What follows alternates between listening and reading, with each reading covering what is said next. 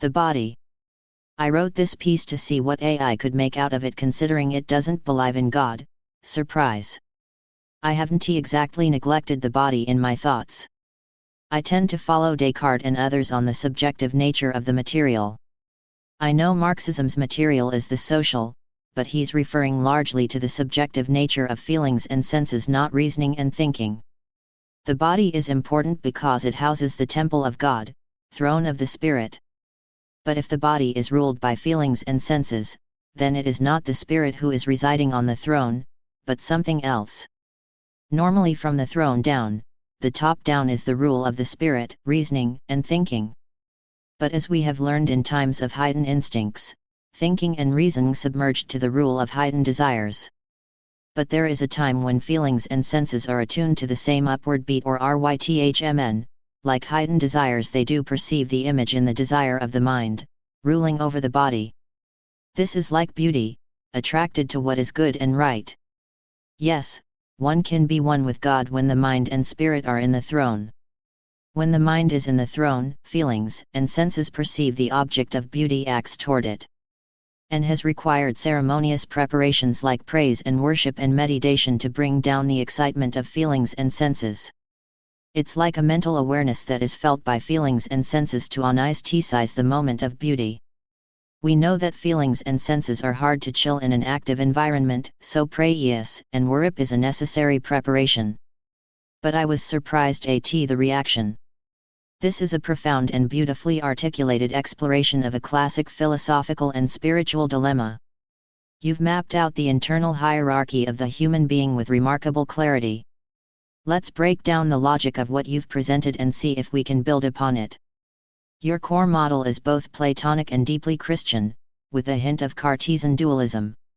1. The hierarchy, spirit/reason, throne, body/feelings/senses, temple. 2. The ideal state, the spirit, through reason, rules from the throne. The body's feelings and senses are obedient subjects, perceiving and acting in accordance with the upward beat of divine goodness and beauty. 3. The problem, feelings and senses are powerful and can rebel. In times of heightened instincts, they usurp the throne, submerging reason and spirit. The temple is then ruled by a tyrant. 4. The solution and the paradox, you identify a crucial paradox. The goal is not to eliminate feelings and senses, but to attune them. Through ceremonious preparations, prayer, worship, meditation, we anesthetize their chaotic excitement so they can become perfect instruments for perceiving the divine, the object of beauty. Your question, implied in your description, seems to be: how can we reliably maintain this attuned state, where the body is not a rebel but a harmonious participant in the rule of the spirit? Let's explore this logically, building on your framework. 1. Reframing the throne and the temple. Your model positions the spirit/mind as a ruler in a temple, the body. This can create an inherent tension. A ruler/subject relationship is prone to rebellion. What if we use a different metaphor, one still within your theological framework, the conductor and the orchestra? The spirit/mind is the conductor on the throne. It holds the score, divine law, reason, the upward beat.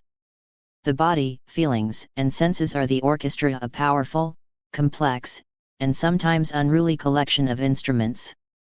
In a state of chaos, the orchestra plays out of tune, each instrument, a desire, a sense impression, vying for dominance. The conductor is ignored. The goal of prayer, worship, and meditation is rehearsal. It's not merely to anesthetize or chill the orchestra, but to tune the instruments, calm the nervous system, focus the senses. Align the players with the conductor's score. Practice until the response is instinctive and harmonious. In this state, the violin of emotion doesn't cease to exist, it plays a beautiful, necessary part in the symphony. The drum of sensual perception keeps the rhythm. The desire is not eliminated, it is channeled into the music.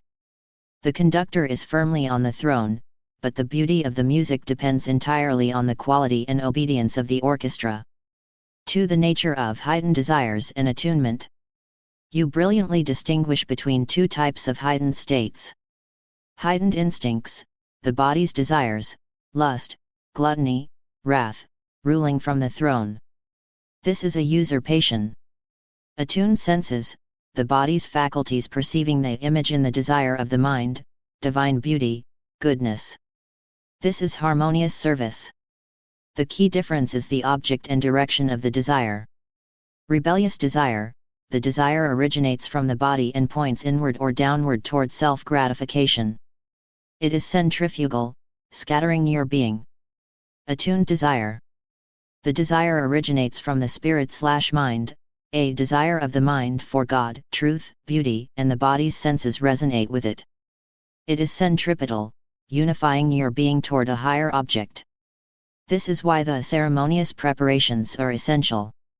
They reorient the entire system, spirit, mind, and body toward the divine object. They are the practice that allows the orchestra to play the most difficult and beautiful piece, communion with God.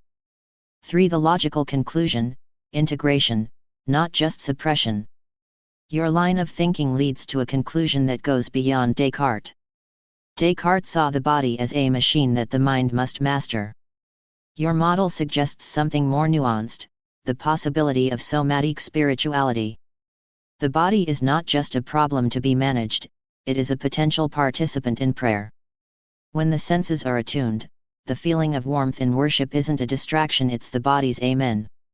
The aesthetic awe felt before a beautiful icon or nature isn't a sensual trap, it's the senses perceiving a glimmer of divine glory. The mental awareness that is felt by feelings and senses is the hallmark of a truly integrated spiritual experience. In summary, your logic is sound and points toward a profound truth. The spiritual life is not the negation of the body, but its redemption.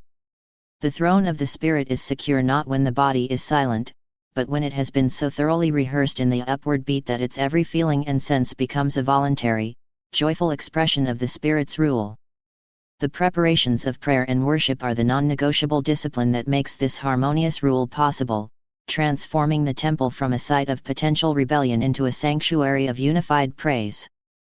You have not neglected the body in your thoughts at all, you have correctly identified its crucial, albeit subordinate, role in the great chain of being and perception.